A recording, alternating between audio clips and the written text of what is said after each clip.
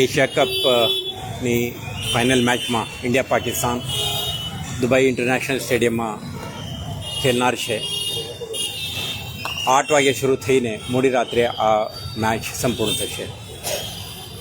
અત્યારે જે શહેરમાં નવરાત્રિ તહેવારની ઉજવણી થઈ રહ્યું છે અને આખા જે ઉત્સાહને ધ્યાને રાખીને શહેર પોલીસ દ્વારા ડિટેલ્ડ સિક્યુરિટી અરેન્જમેન્ટ કરવામાં આવ્યું છે.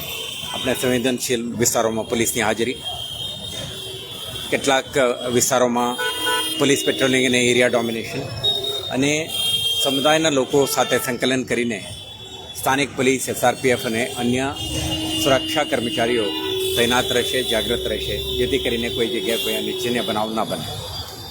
આ ટુર્નામેન્ટ દરમિયાન કોઈ પણ આઉટકમ આવે, શહેરજનો પણ સંયમ બરસે અને કોઈ મુશ્કેલીજનક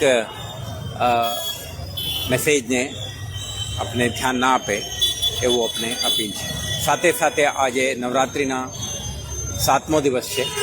સમગ્ર શહેરમાં 700થી વધારે જગ્યાએ ગરબાનું આયોજન કરવામાં આવ્યું છે અને ખૂબ મોટી સંખ્યામાં લોકો આ કાર્યક્રમોમાં ભાગ લેતા હોય છે. પરંતુ આજે સવારથી વરસાદના કારણે અને અત્યારે પણ IMD રિપોર્ટ બતાવે છે કે રાત્રે પણ વરસાદ થવાની શક્યતા છે.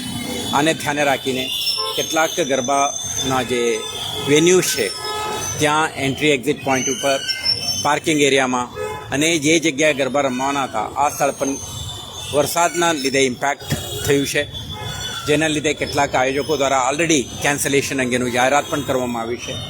આજે જે કંઈ નાગરિકો ગરબા એન્થુઝિયાસ્ટ આ વેન્યુ ઉપર જવા ઈચ્છે છે એમના આયોજકો તરફથી કરવામાં આવેલ જાહેરાતને ચકાસણી કરી લે. ગરબા આજે કદાચ કોઈપણ વેન્યુમાં ચાલુ રાખવું મુશ્કેલ છે, એટલે ખાતરી કર્યા વગર ત્યાં પહોંચવાનો પ્રયાસ ન કરે અને આપણે સ્થાનિક સ્થળો ઉપરના પોલીસ અધિકારીને પણ એન્ક્વાયરી કરી શકે છે. ભીડભાડ ના કરે, અંદર જઈને કોઈ પ્રવેશ કરવાનો પ્રયાસ ન કરે અને આયોજકો સાથે અને શહેર પોલીસ સાથે સંકલન કરે. સ્લીપ થવાથી, વાહનો ફસી જવાથી અને અન્ય કિસ્સાઓ પણ બનીને દુર્ઘટના બનવાની શક્યતા પણ હોવાના કારણે દરેક નાગરિક પોતાના સુરક્ષાને ધ્યાને રાખી વેન્યુ ઉપર જતાં પહેલાં વેરીફાઈ કરીને જ રિસ્પોન્ડ કરે એવો આપણા શહેર પોલીસ તરફથી અનુરોધ છે. Thank you. સર, શું કહેશો, જે પ્રકારે આજે તમે જણાવ્યું કે મોટા ગરબા આયોજકો છે કેન્સલ આપવાનું, તો શહેરી ગરબા તરફ લોકો પ્રયાણ કરશે, એક બાજુ ભારત પાકિસ્તાન તો એ બાજુ બંદોબસ્ત ગોઠવવામાં આવશે?